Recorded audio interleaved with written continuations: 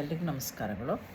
ಇವತ್ತು ನಾನು ರಾಮಾಯಣದಲ್ಲಿ ಬರುವ ಶ್ರೀರಾಮಚಂದ್ರ, ಲಕ್ಷ್ಮಣ, ಭರತ, ಶತ್ರುಘ್ನ ಅವರು ಧರ್ಮ, ಅರ್ಥ, ಕಾಮ, ಮೋಕ್ಷವನ್ನು ರೆಪ್ರೆಸೆಂಟ್ ಮಾಡ್ತಾರೆ ಅಂತ ಹೇಳ್ತಾರೆ. ಅದು ಹೇಗೆ ಅಂತ ಹೇಳ್ತೀನಿ.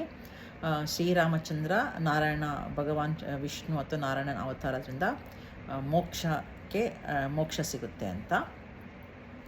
ಲಕ್ಷ್ಮಣ ಆದಿಶೇಷನ ಅವತಾರ, ಸ್ವಲ್ಪ ಕೋಪ ಇರೋದ್ರಿಂದ ಕಾಮನೆ ಅಂದರೆ ಆಸೆ ಅಥವಾ ಡಿಸೈರ್ ಅನ್ನೋದಕ್ಕೆ ಹಾಗೆ ಬರೋದ್ರಿಂದ, ಸ್ವಲ್ಪ ಕೋಪ ಇರೋದ್ರಿಂದ ಅದಕ್ಕೆ ಕಾಮ ಅಂತ ರೆಪ್ರೆಸೆಂಟ್ ಮಾಡೋದು. ಆಮೇಲೆ ಇದು ಭರತನು ಚಕ್ರವನ್ನು ರೆಪ್ರೆಸೆಂಟ್ ಮಾಡೋದ್ರಿಂದ ಭಗವಂತನ ಆಯುಧದಲ್ಲಿ ಹಾಗಾಗಿ ಅದು ಧರ್ಮಚಕ್ರ ಅಂತ ಹೇಳ್ತಾರೆ.